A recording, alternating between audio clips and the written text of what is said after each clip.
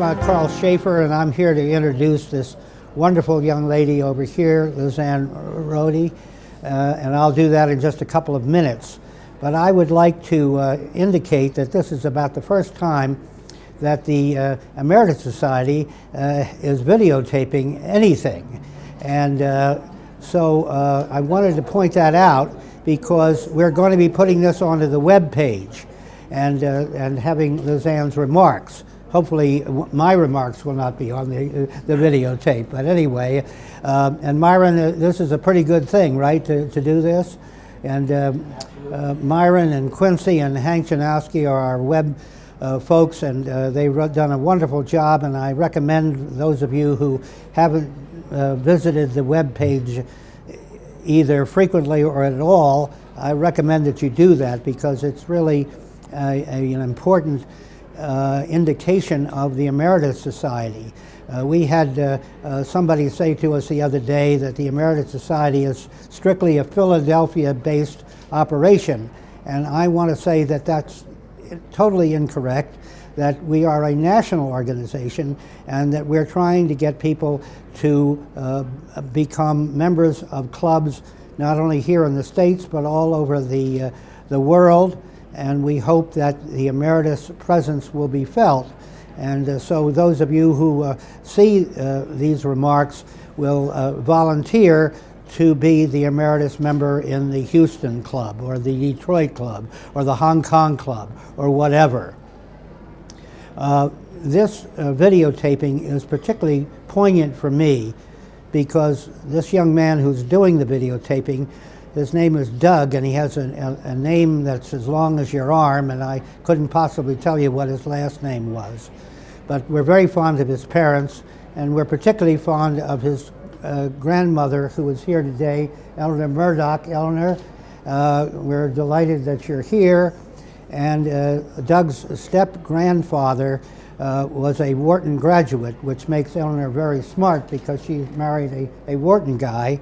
And her husband, Larry Murdoch, was the class of '57, and Quincy and I were both in that class, but neither one of us knew him. Isn't that right, Quincy? But he spent most of his time at the Fed, and as I told Lizanne, I spent most of my time in the library, which was near Smokey Joe's, I think is what it was. So we're delighted, Doug, that you're doing this.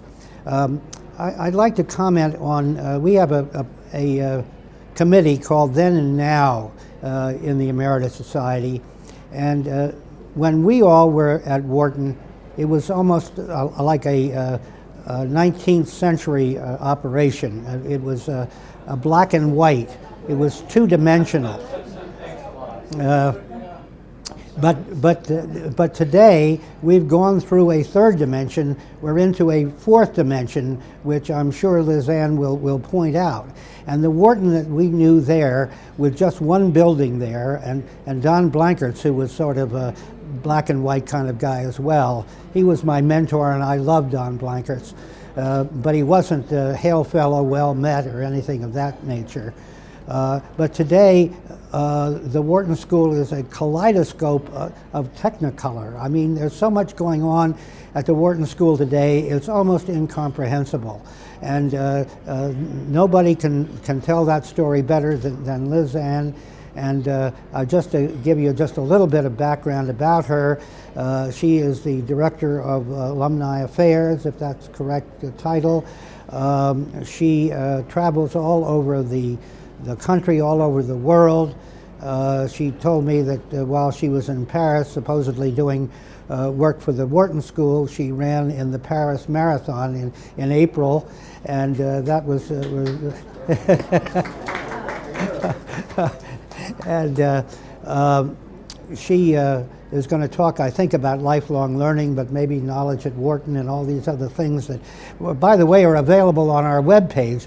I don't know how to use them, Myron, but maybe you can tell me. I don't know. But Lizanne went to Georgetown, then she got a law degree at Villanova. She became a partner of a prestigious law firm here in Philadelphia. She worked for the Springside Chestnut Hill Academy in an important position, and before she came to Wharton, her two daughters go to Springside Chestnut Hill. Our two daughters, Kathy's and mine, went to Springside Chestnut Hill, and two of our boys taught and coached there. And she runs by our house all the time getting ready for the next marathon, and it's a great pleasure to introduce Liz Ann Rohde. Thank you so much, Carl, and thank you all for being here. I want to welcome the classes of 1952, 57, 62, and 67. I truly am delighted to be here and feel very, very privileged to work for the Wharton School. I also want to give a special welcome to one member of the class of 1999 who is not a member of the Emeritus Society yet, but my husband David Rohde is Wharton grad 99 and has joined us here tonight.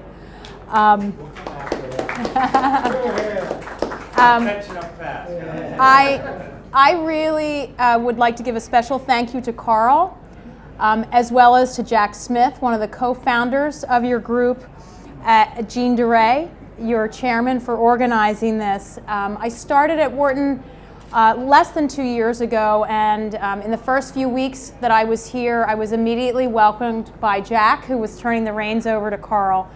And it's been an honor and a pleasure to meet with Carl a couple times over the last year and a half at his home in Chestnut Hill, and trade Chestnut Hill stories and share a history at our daughter's school, but more importantly, to understand what his goals are for this group.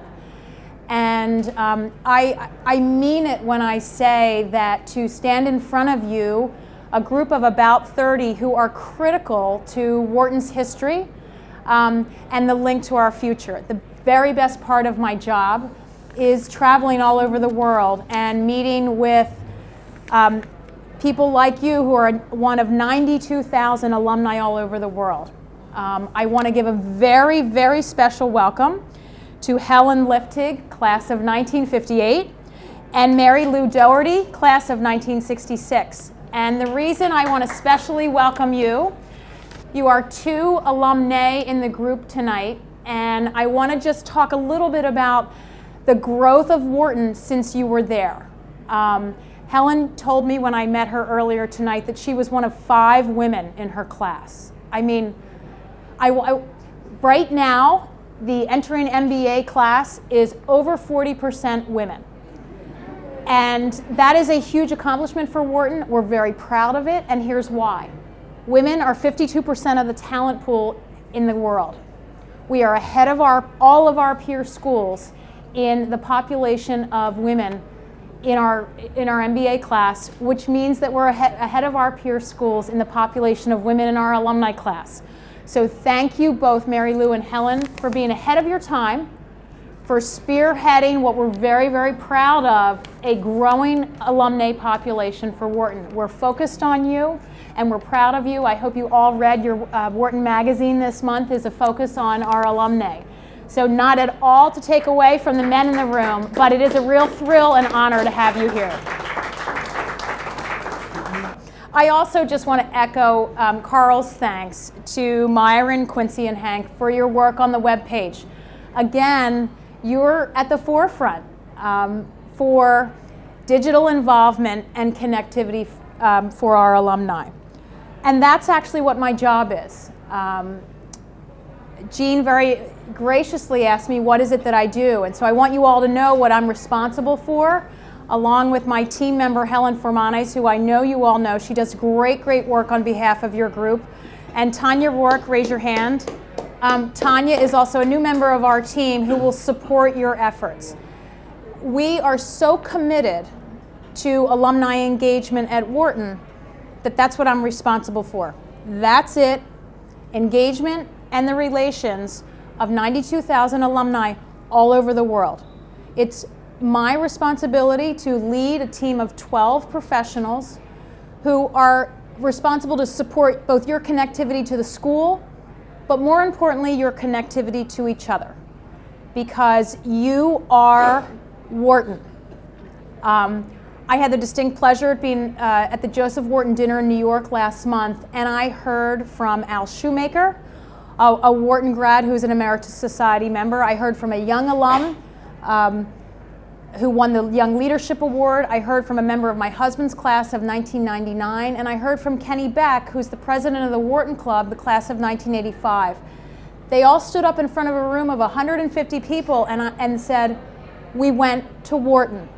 You are our pride. You are our strongest asset, and you are our ambassadors. And the only thing that we ask that you do is talk about Wharton. You are better than a tagline. You are better than a marketing plan. You are our best asset, and we're so proud." In a given month, I'm in front of 30 of you in Philadelphia. I was in front of 5 in Panama last week and 500 in Paris in October. It is truly a privilege to be part of this community. I want to tell you a little bit about what's going on at Wharton. We are staying very relevant and very ahead of the times. Things have really changed since you've been there in possibly good ways. The first thing that we're doing for you as alumni is we have put a tremendous amount of resources behind lifelong learning. Lifelong learning is our commitment to the alumni community. It is basically our partnership or contract with you to provide you with educational resources throughout your lifetime. That can be live at an event on campus or in regions where you live and work. That can be digitally through webinars, our online community with Wharton Connect. Knowledge at Wharton has 2 million subscribers. 2 million people all over the world in 4 languages get online and take advantage of the resources at Wharton. It falls right in line with something that's very important to Dean Robertson, which is we are the best business school in the world for the world. It's a pretty heady, presumptuous remark, but having been at Wharton for almost 19 months, we actually deserve that title. We're doing amazing, amazing things, and our reach is far. Our reach is so far that we are about to hang our shingle in Beijing. I'm very, very proud to tell you that we are behind our global mission and creating a very, very strong presence in the largest country in the world. The Penn Wharton China Center will open next year in Beijing, and it will be a presence for Penn and Wharton right in the center of Beijing. It will serve our faculty, our admissions, and our alumni relations for all 12 schools at Penn and Wharton. And significantly for Wharton, it will be a place for executive education. That is a very, very strong footprint in Asia, and we're very, very excited about it. I will give a small pitch about our presence in Beijing that we'll be there in June with alumni relations for the Wharton Global Forums. The forums are another way that we bring Wharton to you, wherever you are in the world. We were in Paris in October, we were in Tokyo last May, and next year we'll be in Panama, Beijing, and in 2015 we'll be in Bangkok. So we're committed to bringing Wharton to you, our alumni, wherever you are, all over the world or digitally. Another 2 very exciting things I want to tell you about. I could talk all night about what's going on at Wharton. We have the Wharton Public Policy Initiative it is in Washington, D.C. And it is a joint venture with Penn and Wharton. And we really looked at where Washington, D.C. is, where Penn and Wharton are, and where is New York.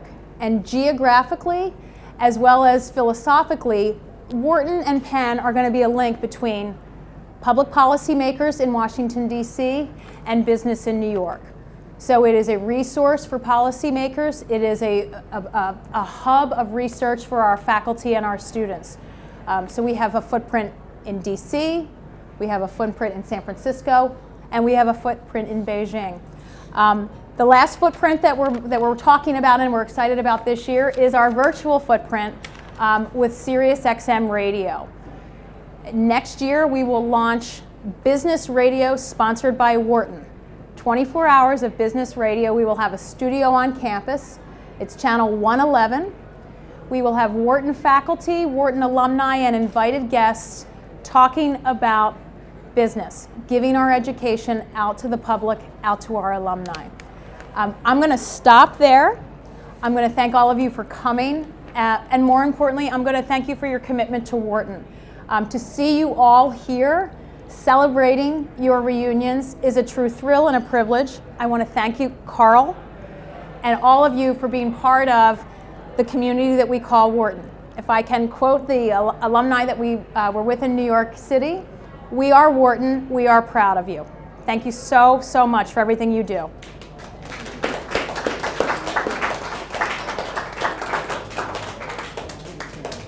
Carl has asked me to open it up for questions if any of you have any. Well, I have one. Sure. Lizanne, what is lifelong learning? I mean, if one of us wanted to do anything about it, how do we do it? Okay. So we define lifelong learning at Wharton as all education beyond your degree. So lifelong learning, we have a website. We upload our video content. We upload lectures by Wharton professors. They range from 45 minutes to maybe about 90 minutes on a variety of topics. All of our master classes and guest speakers that are featured at our Wharton Global Forums are also uploaded by video. We have a monthly webinar series, and then we also have knowledge at Wharton. That is all fed through the Lifelong Learning website that you can access through the alumni website. It's like a library or a classroom that changes weekly. Did that answer your question? Well, yes. I mean, it's on our webpage, right? Right, Yeah. Margaret? Have you ever gone to it and tried to? You get today's faculty telling you the issues that they think are important. That's exactly Great right. learning. Yeah. And Lifelong Learning Live is Wharton faculty on the road. It is delivered through our clubs all over the world. We'll be in New York next week. We have 200 young alumni signed up to hear Richard Schell talk about his new book in New York City next week. Our Lifelong Learning Tour, we were calling it a tour, although I promise that there is no bus. We have made a commitment to go to 20 cities in 24 months. We're about halfway there. We have been in Los Angeles, Seattle, San Francisco, Boston, New York, Philadelphia, Munich, Mexico City. We'll be in Sao Paulo next week. What that looks like and feels like for the alumni is it's the Wharton classroom. We create an event, we have a cocktail reception, and then we have a master class on a topic that is relevant to the region. The other key thing to lifelong learning is that it is designed around your needs. It is content that is designed based on alumni feedback. We have lifelong learning sessions at Reunion. We have lifelong learning sessions at the Global Forums, and then we have everything online. How Jack. is the public policy being accepted in Washington by politicians? We had over 200 people in the room the week before Obamacare was announced and finalized, and we had 3 Wharton faculty members give a panel. We had quite a few, no senators, but senior staffers in the room. We are presenting the PPI is what we're calling it. It is a Penn Wharton Public Policy Initiative. We are presenting it as a resource to Washington. We look at it as an opportunity where Wharton can do good. It was the brainchild of some faculty members as well as some alumni who said, there is a void here. There is a space that needs to be filled where Washington doesn't understand business and business doesn't understand the mechanics of public policy.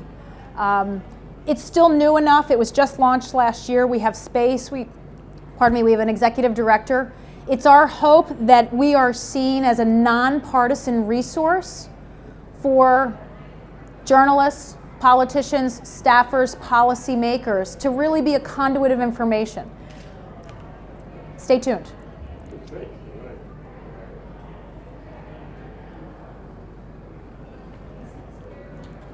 Thank you. No, thank all of you so much. My name is John Machane. My wife's name is Elizabeth Machane, Betsy.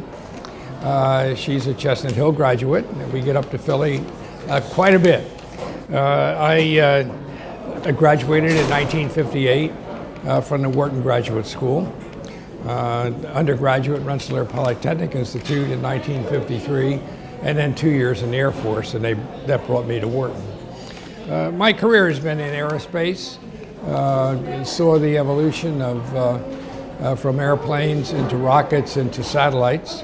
I currently work not for, but with the Goddard Space Flight Center in the business of getting satellites into the air and helping get business for little people.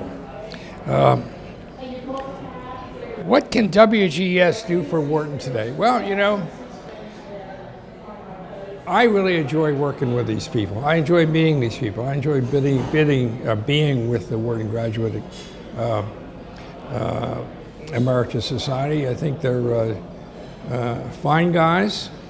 I think the experience that they have, the integrity that they seem to have, would be a benefit to the school. Frankly, I'm not quick on my feet when it comes to talk, and I think a lot of our younger folks may be more interested in the rewards downstream, and perhaps we can add a little perspective to that and hey, make a better world, make a better country. My reason for coming up to homecoming, well, I really didn't come to homecoming. What I did was I came up to the Wharton School to see these folks, to be involved with these folks, and to just have this experience. Hi, I'm Grant Griepentrag, and I came to Philadelphia to go to the Wharton School for an MBA in the 50s, and I graduated in the class of 1960. And I have lived here for 50 years, and I still like the city very much. And of course, Wharton is very different from when I was there, but it's just a fabulous place, and I had a good experience. I spent most of my career in, actually a lot of it in education, in academic publishing, and also I did teach at another university in an area of design and merchandising. And let's see, my wife of 40 years, she spent her career with a communications company. And I love the Graduate Emeritus Society. It's a good thing to get involved.